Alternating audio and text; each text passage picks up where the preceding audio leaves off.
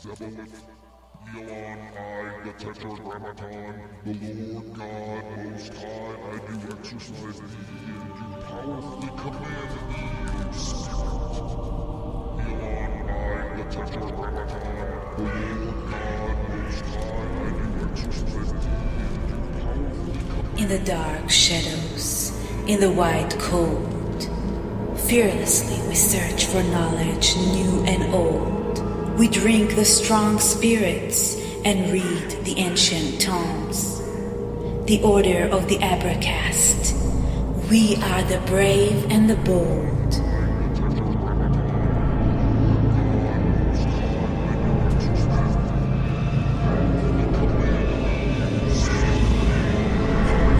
Occult, history, conspiracy, and violence.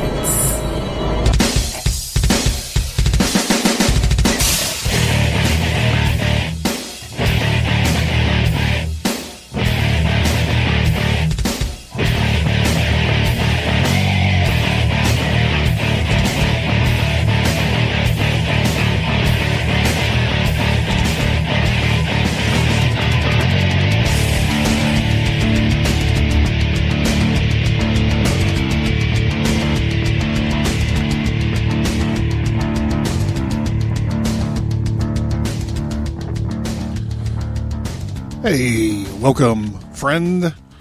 My name is John Towers. This is the Abracast. I'm your host.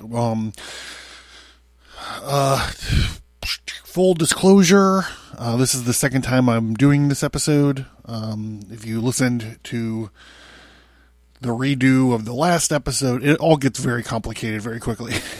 I had been alerted to an audio issue with two of my episodes, so I pulled them and I decided to redo them. That's what we're listening to now. I think I got the problems sorted out.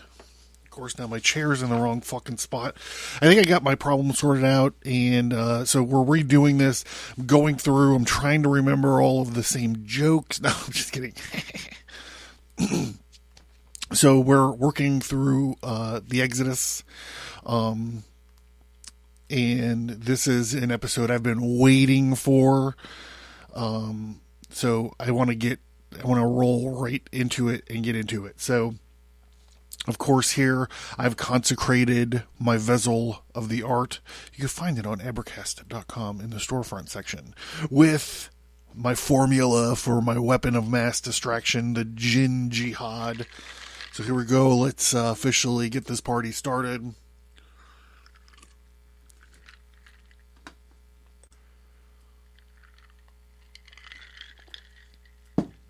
Oh. And I said, goddamn. So where we left our hero in the last episode, he was about to receive the Torah. So in the Bible, in this section of the story, it's very long, and they talk about the receiving all these different laws, and they talk about the different furniture that they got to use in the tabernacle, and they talk about all the different kinds of stuff, like laws concerning the slaves, laws concerning personal injuries, laws concerning theft and property damage, and laws concerning dishonesty, and laws concerning immorality, and laws concerning civil and religious obligations, the Sabbaths and the feasts, the laws relating to conquest, the covenant being ratified, then the institution of the tabernacles, the different materials, the ark, and the atonement seat, and the covenant, the table for the bread, the lampstand, the curtains, the frames, the bronze altars, the courtyard, the oil, the priest's garments, like, the plate, like what you see in Indiana Jones motherfucker. You know what I'm talking about. Like the guy wears the golden plate with the 12 stones pressed into it. It's the breastplate for making decisions. And so they talk all about that here.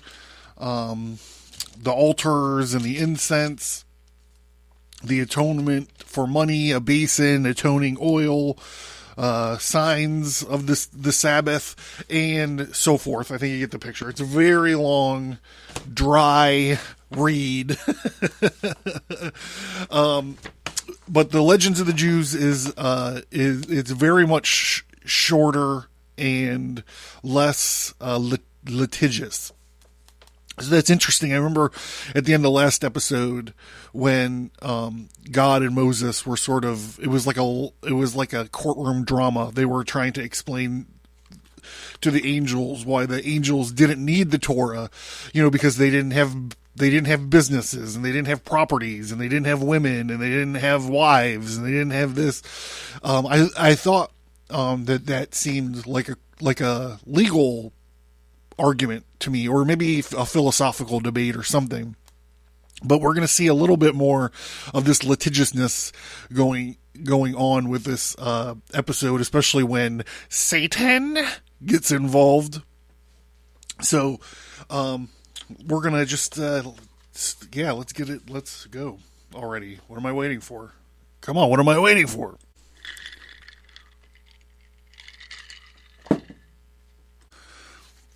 So when Moses reached heaven, he found God occupied. He was ornamenting the letters in which the Torah was written with little crown-like decorations. And he looked on without saying a word. And God said to him, "In thy home, do not people know the greeting of peace?" And Moses said, "Does it behoove a servant to address his master?" And God said, "Thou mightest at least have wished me success in my labors." And Moses said, "Let the power of my Lord be great according as thou hast spoken." Moses inquired the significance of the crowns upon the letters, and was answered, "Hereafter there shall live a man called Akiba, son of Joseph, who will base in interpretation a gigantic mountain of halakot upon every dot of these letters." And Moses said to God, "Show me this man." And God said, "Go back 18 ranks." And Moses went where he was bidden, and could hear the discussions of the teacher sitting with his disciples in the 18th rank, but he was not able to follow these discussions, which greatly grieved him. But just then he heard the disciples questioning their master in regard to a certain subject. "Whence dost thou know this?" he answered, "and this is halakha given to Moses on Mount Sinai, but not Moses was content. Moses returned to God and said to him, "Thou hast a man like Akiba, and yes, dost thou give the Torah to Israel through me?" And God answered, "Be silent, so has it been decreed by me." And Moses said, "O Lord of the world, thou hast permitted me to behold this man's learning. Let's see also the reward which will be meted out to him." And God said, "Go, return, and see." Moses saw them sell the flesh of the martyr Akiba at the meat market. And he said to God, "Is this a reward for such erudition?" And God replied, "Be silent, thus I have decreed." Moses then saw how God wrote the word long-suffering in the Torah and asked, "Does this mean that thou hast patience with the pious?" And God answered, "Nay, with sinners also am I long-suffering." "What?" exclaimed Moses. "Let the sinners perish." God said no more. But when Moses implored God's mercy, begging him to forgive the sins of the people of Israel, God answered him, "Thou thyself did advise me to have no patience with sinners and destroy them." "Yea," said Moses, "but thou didst declare that thou art long-sufferings with sinners also. Let now the patience of the Lord be great, according as thou hast spoken." For the 40 days that Moses spent in heaven were entirely devoted to the study of the Torah. He learned the written as well as all the oral teachings, yea, even the doctrines that an able scholar would someday propound were revealed to him. He took an especial delight in hearing the teachings of Tana Rabbi Eliezer and received the joyful message of this great scholar would be one of his descendants. Quick note here, this is God again as the God of time. He's forwarding Moses to one of his far-off descendants, this Rabbi Eliezer, to talk about the Torah. I think that's a super interesting concept. It's like Back to the Future, but like with the Torah.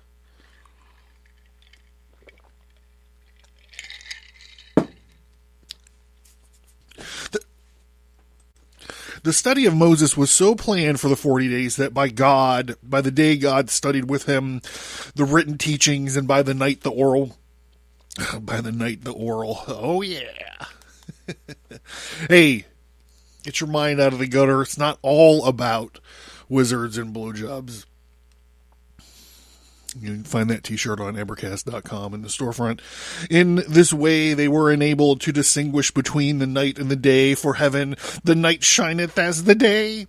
There was another sign also by which he could distinguish night from day, for if he heard the angels praise God with holy, holy, holy is the Lord of hosts, he knew that was day.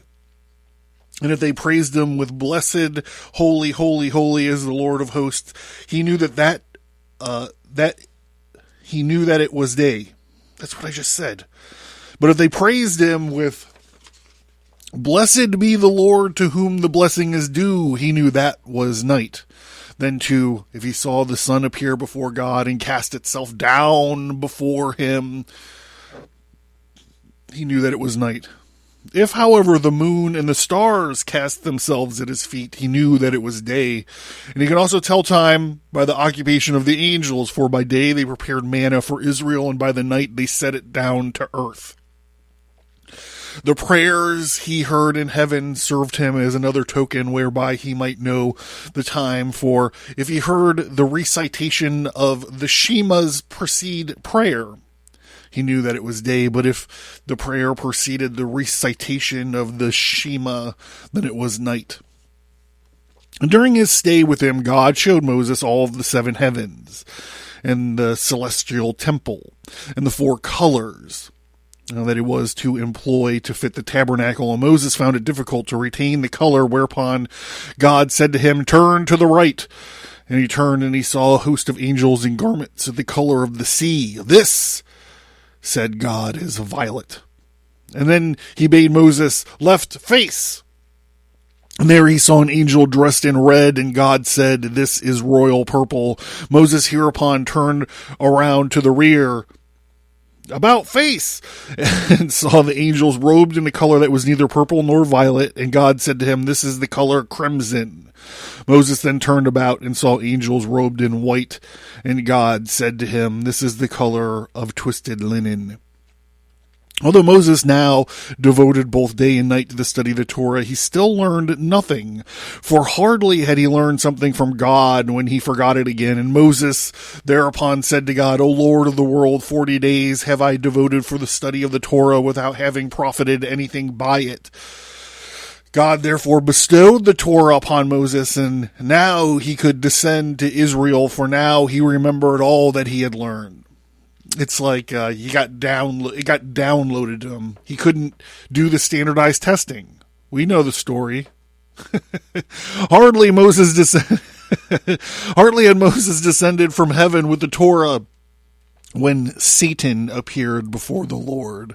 And he said, "Where, forsooth, is the place where the Torah is kept?" So back in tradition, Satan wasn't necessarily like this fallen angel. Obviously, as we're working our way through these Jewish myths, we find some angels doing some weird stuff that we would say probably would be like or like the angels of terror and the angels of trembling and the angels of horror. We might look at them and say, well, that sounds more of like a demonish stuff to me.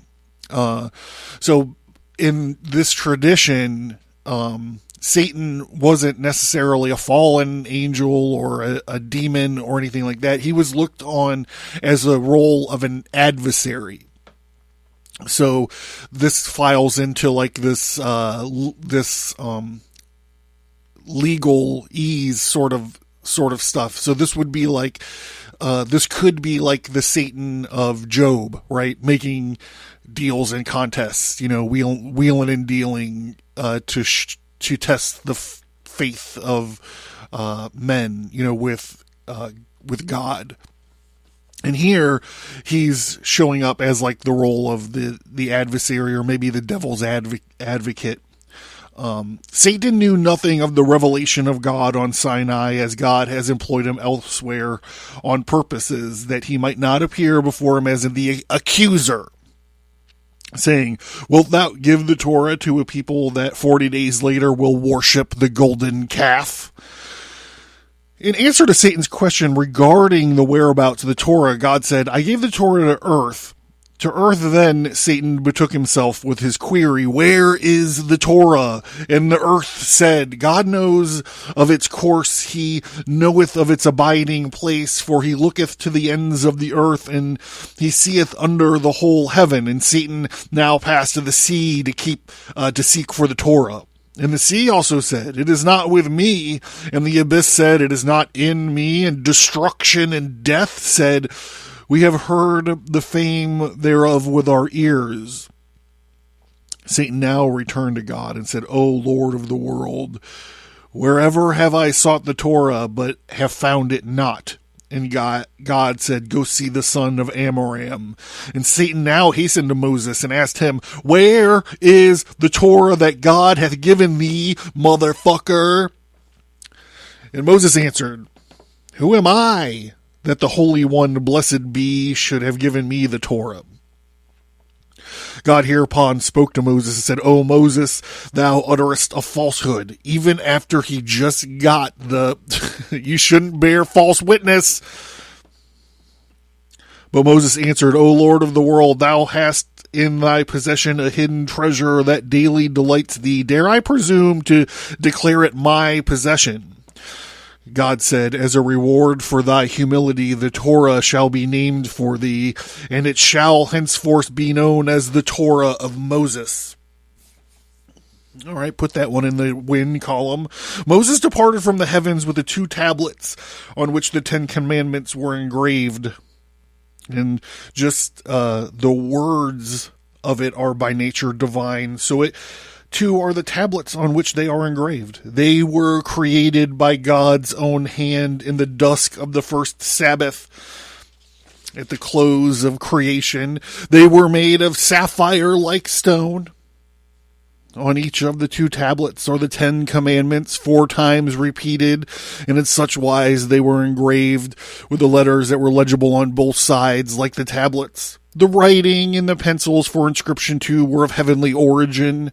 Between the separate commandments were noted down all the precepts of the Torah and all the particulars, although the tables were not more than 60 hands in length, as much as in width. It is another of the attributes of these tables. Although they were fashioned out of the hardest stone, they could still be rolled up like a scroll.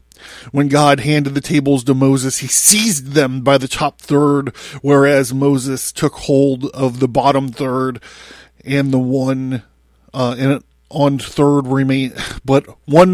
remained open. And it was this way that the divine radiance was shed upon Moses' face.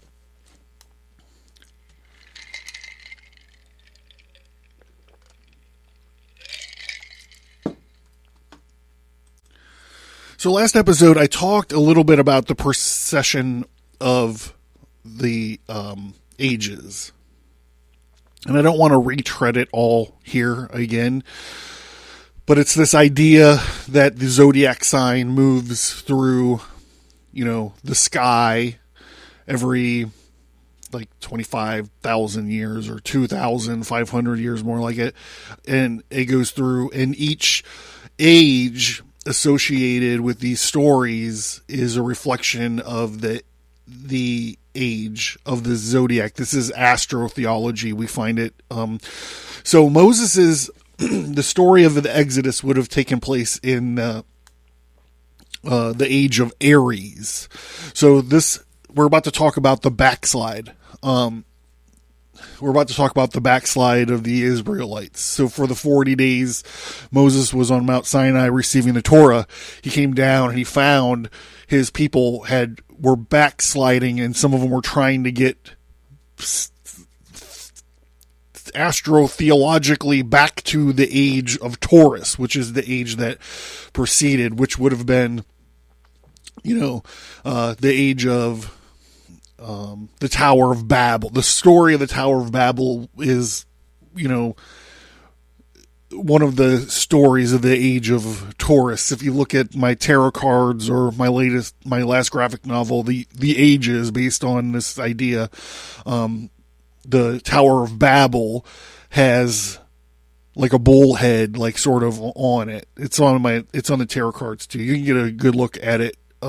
Just go to Abracast.com, go to the Storefront tarot cards. They're non-watermarked. Right there, you can see a really good picture of what I'm talking about. So I just wanted to kind of touch base on this backslide and this astro-theological kind of reference context to the story, because I also think that it has to do with weird sex stuff. It just has to. And people have pointed this out about the Tower of Babel as well, that there was weird sex stuff going on, besides being the first, new world, old world order, or communism, or whatever you want to call it, the metaphor for. But in this case, I think it has to do with weird sex stuff, because after they just saw this display 40 days ago, just a little over a month ago, of all like the lightning bolts and the trumpets and the clouds, it looked like the end of the first Ghostbusters movie, and like the voice from heaven talking about, the 10 Commandments and all this stuff. And then at the end, remember, he was like, okay, now you can go ahead and fuck again. Now, it's here, you go ahead. And so I think it has to be, because it's like 40 days later, now what else would cause this backslide if it wasn't like freaky? You know what I'm saying? Anyhow, when God revealed himself upon Mount Sinai, all Israel sang the song of jubilation to the Lord, and their faith in God was on this occasion without bounds and unexampled, except possibly at the time of the Messiah, which, again, from a Jewish point of view, hasn't happened yet. So this might be another God of time sort of business. When they likewise will cherish the firm faith, the angels too rejoiced with Israel. Only God was downcast on this day, and he sent his voice out of the thickest darkness in a token of his sorrow. The angels hereupon said to God, Is not the joy that thou hast created thine? And God replied, You do not know what the future will bring. He knew that within 40 days later, Israel would give the lie to the words of God, that thou shalt not have other gods before me, and would adore the golden calf. And truly, God had a sufficient cause to grow sad at this thought, for the worship of the golden calf had more disastrous consequences for Israel than any other of their sins. God had resolved that to give life everlasting to the nation that would accept the Torah. Hence, Israel, upon accepting the Torah, gained supremacy over the angel of death. But they lost this power when they worshipped this golden calf. As a punishment for this, their sin, they were doomed to study the Torah in suffering and in bondage, in exile and unrest amid the cares and the life and the burdens until the messianic time. And in the future world, God will compensate them for all their sufferings, but until that time, there is no sorrow that falls to Israel's lot that is not in part punishment for their worship of this golden calf. I'm going to expound on this golden calf here in a little bit.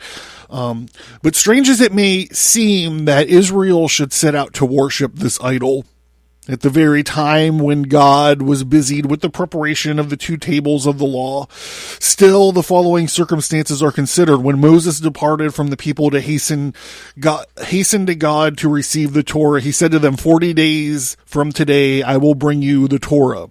But at noon on the 40th day, Satan came and with a wizard's trick conjured up for the people a vision of Moses lying stretched out dead on a bier that floated midway between earth and heaven.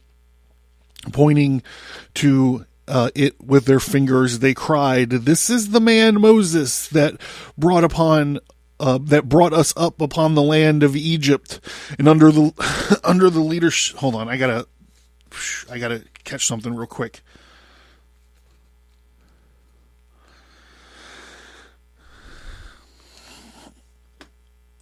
So this thing about Moses floating midway between the earth and the heaven, dead, is interesting to me because, you know, the old Genesis 8 story where the angels came down to get it on with the earth chicks. You know, it is all about the earth chicks. It always pans out to be about the earth chicks.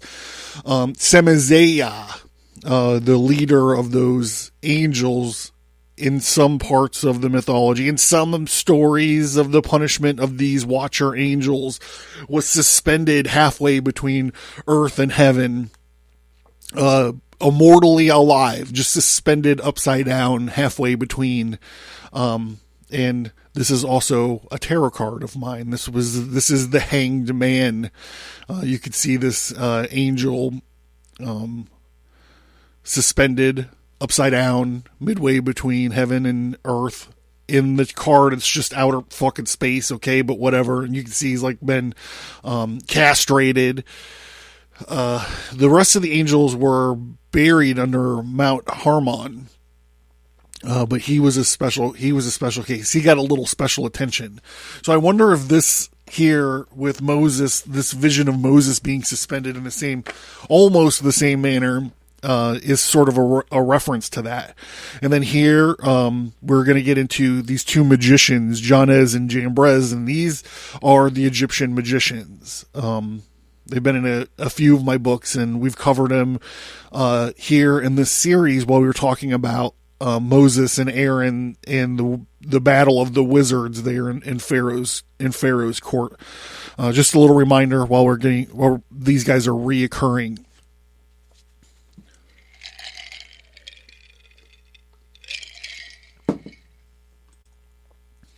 Under the leadership of the magicians Janez and Jambres, they appeared before Aaron, saying, "The Egyptians were wont to carry their gods about with them and to dance and play before them. They each might be able to hold these gods. But now we desire that thou should make us a god such as the Egyptians had, when Hur, the son of Miriam, whom Moses during his absence had appointed joint leader under the people with Aaron, owning to his birth, which placed him among the notables of high rank, beheld this, and he said to them, O ye frivolous ones, you are no longer mindful to the many miracles God wrought for you. And in their wrath the people slew the pious and noble man, and pointing out the dead body to Aaron, they said to him threateningly, If thou wilt make us a god, it is well. If not, we will dispose of thee as him. And Aaron had no fear for his life, but he thought, if Israel were to commit such a terrible sin as to slay their priest and their prophet, God would never forgive them. As he was willing rather to take the sin upon himself and to cast the burden of so wicked a deed upon the people, he therefore granted them their wish to make them a god. But he said in such a way that he still cherished the hope that this thing might not come to pass. Hence, he demanded from them not their own ornaments for the fashioning of their idols, but the ornaments of their wives and their sons and their daughters, thinking, if I were to tell them to bring me the gold and silver, they would immediately do so. Hence, I will demand the earrings of their wives and their son and their daughters. And through their refusal to give up their ornaments, the matter might come to naught. But Aaron's assumption was only in part true. The women indeed did firmly refuse to give up their jewels for the making of a monster that is no assistance to his worshippers. As a reward for this, God gave the new moons and holidays to women.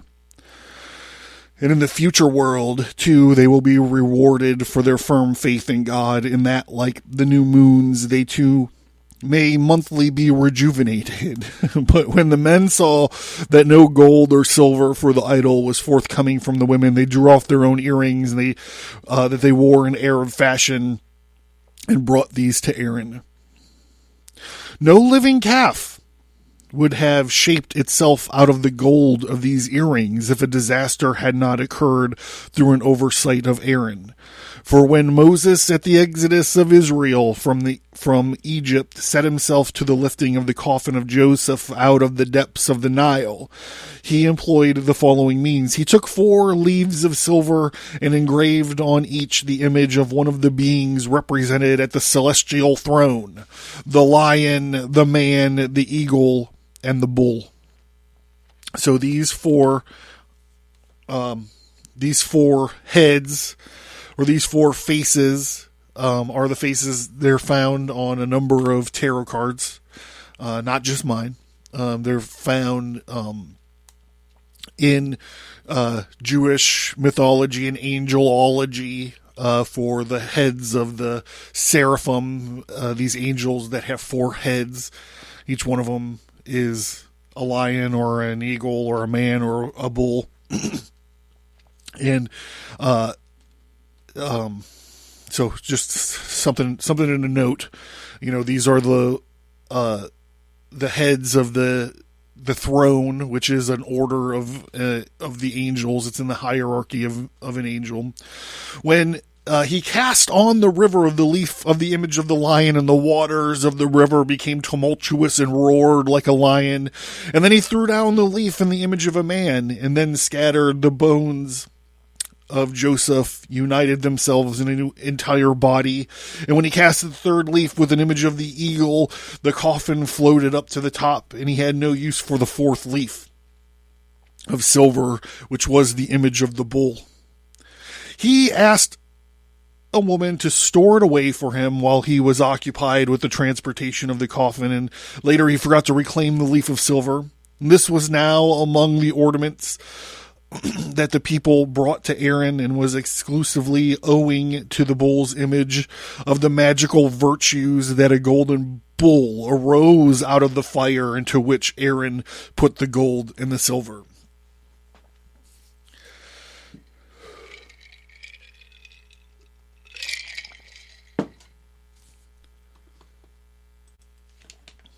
When the mixed multitude had joined Israel in their exodus from Egypt and saw the idol conducting itself like a living being, they said to Israel, "This is thy God, O Israel." And the people then betook themselves to the 70 members of the Sanhedrin and demanded that they worship the bull that had led Israel out of Egypt. God, they said, had not delivered us out of Egypt, but only himself, who had in Egypt been in captivity. The members of the Sanhedrin remained loyal to their God, and was hence cut down by the rabble, and the 12 heads of the tribes did not answer the summons of the people any more than the members of the Sanhedrin, and when therefore rewarded by the being found worthy of beholding the divine vision. But the people worshipped not only the golden calf, but they made 13 such idols, one each for the 12 tribes, and one for all Israel. And more than this, they employed manna, which God in his kindness did not deny them, even on this day, as an offering to their idols. The devotion of Israel is to worship the bull is in part explained by the circumstances while passing through the Red Sea. They beheld the celestial throne, and the most distinctly of the four creatures about the throne, they saw the ox, but it was for this reason that they hit upon the notion that the ox had helped God in the Exodus from Egypt. And for this reason, they did not wish to worship the ox besides God. The people then wanted to erect an altar for their idol, but Aaron tried to prevent this by saying to the people, "It will be more reverential to your God if I built the altar in person." For he hoped that Moses might appear in the meantime, and his expectation, however, was disappointed, for on the morning of the following day, Aaron had at length completed the altar. Moses was not yet at hand, and the people began to offer sacrifices to their idol and to indulge in lewdness. So I mentioned my theory about weird sex stuff. And here, Ginsburg's Legends of the Jew says indulge in lewdness. But let's flip to the red letter here and see. This is Exodus 32:2. Aaron answered them, "Take off the golden earrings and your wives and your sons and your daughters were wearing and bring them to me." So all the people took off their earrings and brought them to Aaron, and he took what they handed him and made it into an idol. They cast in the shape of a calf, fashioning it with a tool, and they said, "These are your gods, O Israel, who brought you up out of Egypt." And when Aaron saw this, he built an altar in front of the calf and announced, "Tomorrow there will be a festival to the Lord." So the next day the people rose early and sacrificed burnt offerings and presented fellowship offerings, and afterwards they sat down to eat, drink, and they got up to indulge in revelry. So this red letter is, I mentioned it before, it's indisposable when we're doing these Bible stories. It's a study Bible, so it has all these like notes and footnotes and stuff in here. So I just wanted to get into this indulge in revelry. In 32:6, the word suggests sex play. It is the same Hebrew word that's used in Genesis 26:8 in light of the drinking and possible nakedness. This scene likely became a drunken orgy. So other places have tied this gold calf business into Moloch. And here's why. And here's why the sex stuff is this revelry or in this lewdness business. It might be a frame of reference in Leviticus. They talk about this Moloch God, who's a bull god, and he's like created of metal. And in the pit of this thing, they build like this fire, and this thing like turns like white hot, this whole thing, and its arms are outstretched, and underneath its hands, they build these fires, and its hands turn like red and like white hot.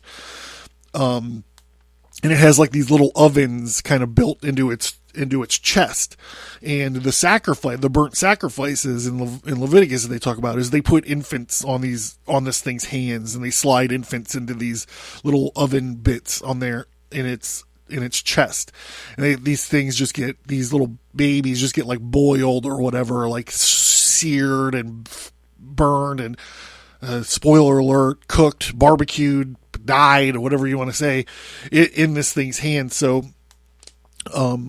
people draw this parallel between Moloch from Leviticus and elsewhere. It shows up in the Bible a few times. I don't know offhand. And the lewdness and lasciviousness and the revelry and the drunken orgies to maybe not having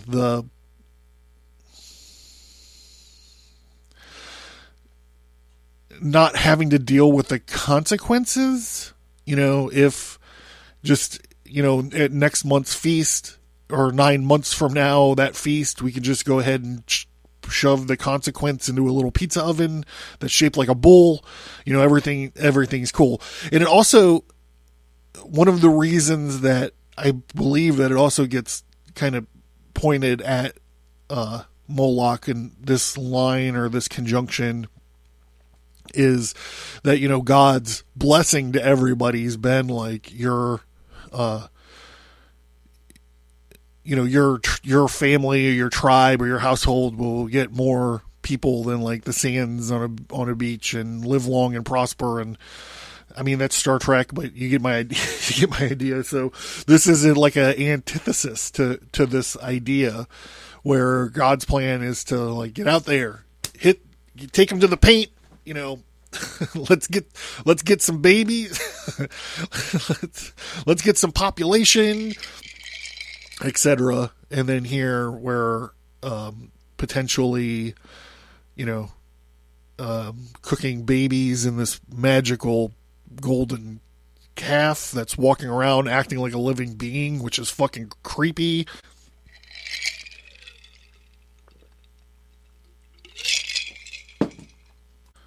All right. Anyhow, back to the book.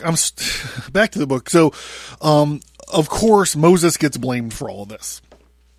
When the people turn from their God, he said to Moses, who was still in heaven, "Go get thee down for thy people, thou which broughtest out of the land of Egypt have corrupted themselves." Moses, who until then had been superior to the angels, now owing to the sins of Israel, feared them greatly. And the angels, hearing that God meant to send from him his presence, wanted to kill him. And only by clinging to the throne of God, who covered him with his mantle, did he escape from the hands of the angels, that they might do him no harm. Also, by the way, I know I've mentioned it a few times, but there is a new I went ahead and I posted up the Moloch, the bull god Moloch t-shirt on the storefront. I think it's one of the finest graphics. Anyhow, he had particularly hard struggle with the 5 angels of destruction, Kazif, Af, Hama, and Mashit, and Haran, whom God had sent to annihilate Israel.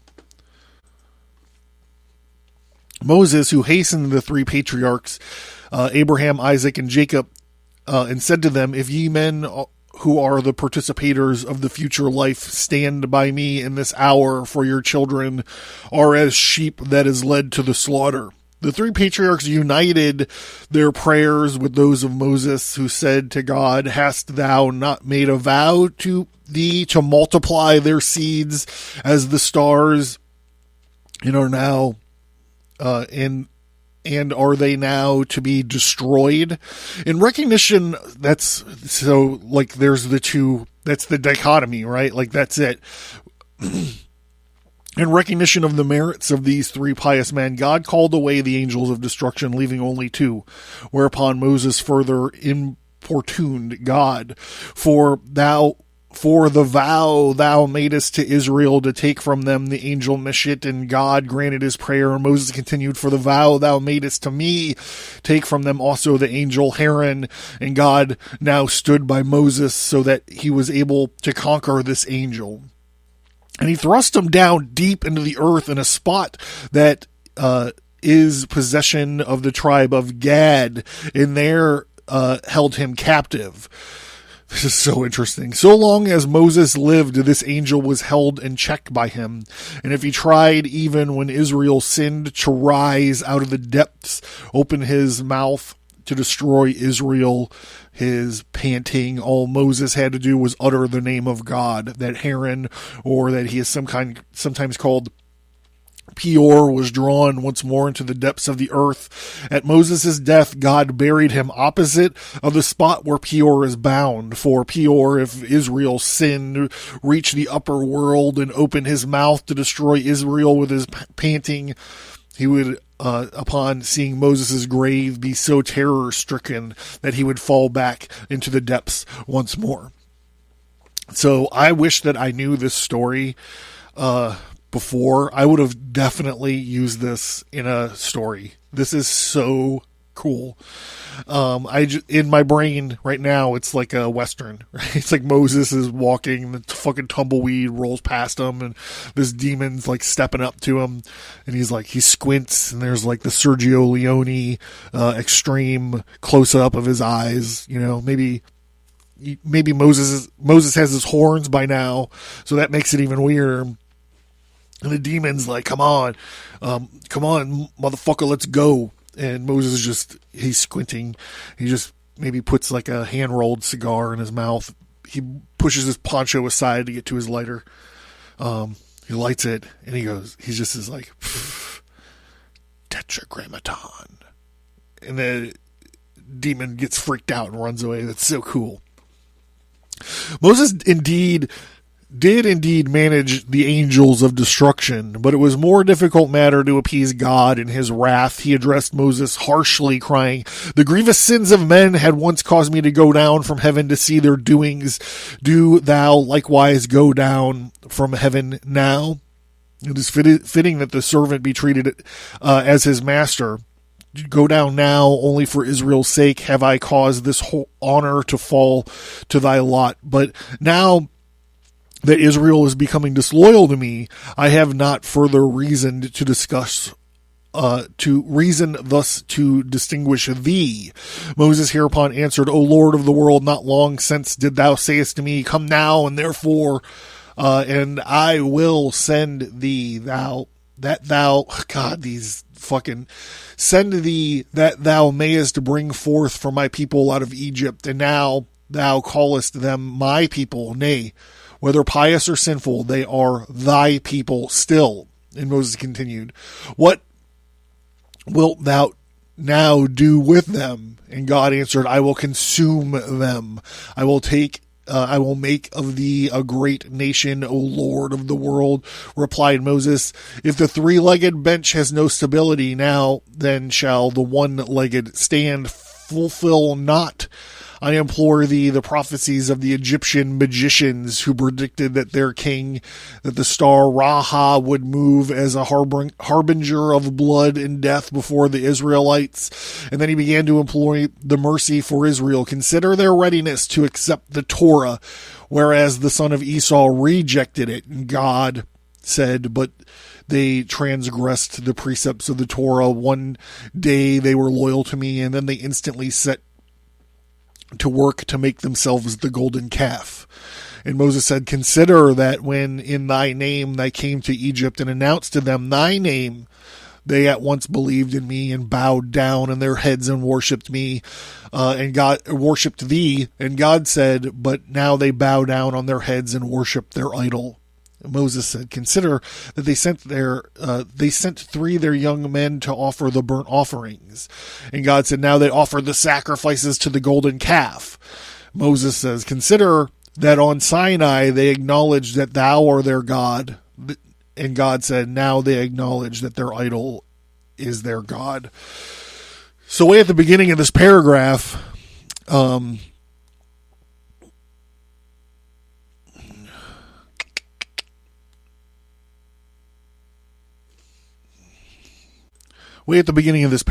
God had told Moses, the grievous sins of men had once caused me to go down from heaven to see their doings. This is just another reference to the Tower of Babel. It's just another reference to the Tower of Babel. Remember, God went down and saw, and he's like, shit, if these guys can work together like this, they could do fucking anything. That's why he had to confuse their language.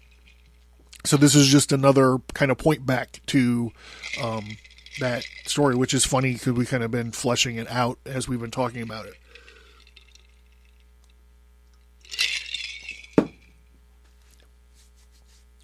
All the arguments with God did not help Moses. He even had to put up with having the blame of the golden calf laid on his shoulders. And Moses said, God, when Israel was still in Egypt, I gave thee the commission to lead them out of the land, but I not take with thee the mixed multitudes. Here's another dimension where they're like, basically it washes out to where only the only the non-Jewish people that went with the Israelites are the ones with the ones doing this calf business. I don't know. That sounds pretty convenient to me. But here, let's see what it has to say.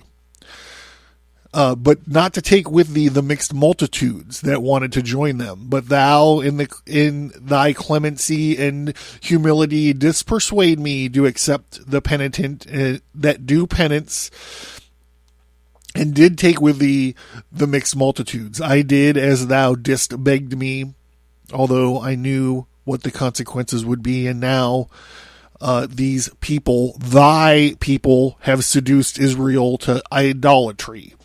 Moses now thought it would be useless to try to secure God's forgiveness for Israel, and was ready to give up his intercession when God, who in reality meant to preserve Israel, but only liked to hear Moses pray, now spoke kindly to Moses to let him see that he was not quite inaccessible to his exhortations, saying, even in Egypt did I foresee that this people would do after their deliverance. Thou foresawest only the receiving of the Torah on Sinai, but I foresaw the worship of the calf as well. With these words, God let Moses perceive that the defection of Israel was no surprise to him, and he had considered it even before the exodus from Egypt. Hence Moses now gathered a new courage to intercede for Israel, and he said, O Lord of the world, Israel had indeed created a rival for thee in their idol, that thou art angry with them. The calf, I suppose, shall bid stars and moons to appear, and while thou makest the sun to rise, thou shalt send the dew, and he will cause the winds to blow. Thou shalt send down the rain, and he shall bid the plants to grow. God said, Moses, thou art mistaken like them, and knowest not that the idol is absolutely nothing.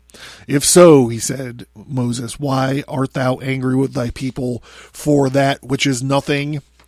Besides, he continued, thou didst say thyself that it was chiefly my people, the mixed multitudes, that was to blame for this sin.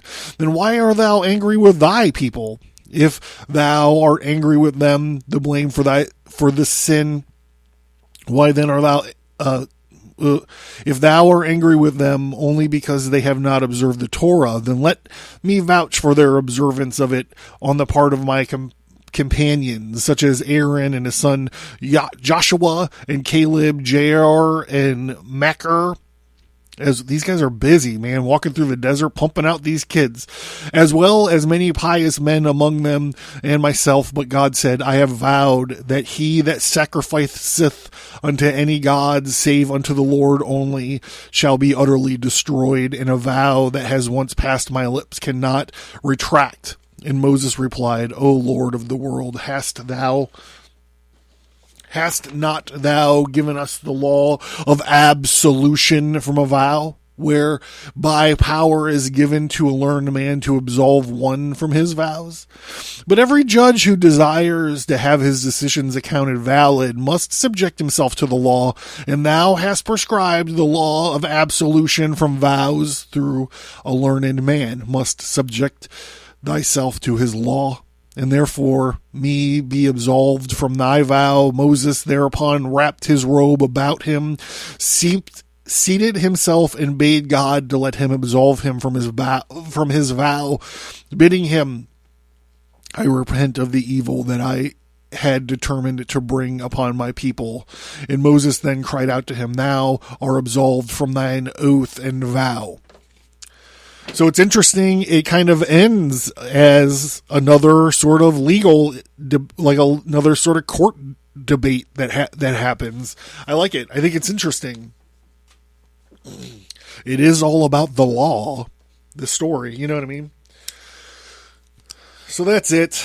I'm pretty caught up now with episodes from the audio fuck up. The great audio fuck up of August 2022. So, check out Abracast.com. Check out the Storefront. I put a new thing up called the Book of Acts, which is sort of like I want to call it kind of like a grimoire or a blog. Talks about some of the things that I had done in the last few years regarding, my wand and the art of the water and sort of all of that stuff. I'm not sure how it's doing. I haven't really checked it out, and I have not talked about it at all on the show. So, I don't know how it's going to go. Anyhow, I'm John. This is the Abracast, and I'll let Hilla tell you the rest after this. Thank you for listening, and we hope that you enjoyed the show. Please send an email or find us on social media and let us know what you think about the show. We would appreciate it if you would give us a 5-star rate and review wherever you find your favorite podcasts. You can find Stigmata Studios, graphic, novels, and comic books at Abracast.com. Welcome to the Red Archive. Get access to over 50 hours of archived episodes, more bonus audio, additional exclusive content. All this for only $1 a month. Find the link to the Red Archive at Abracast.com.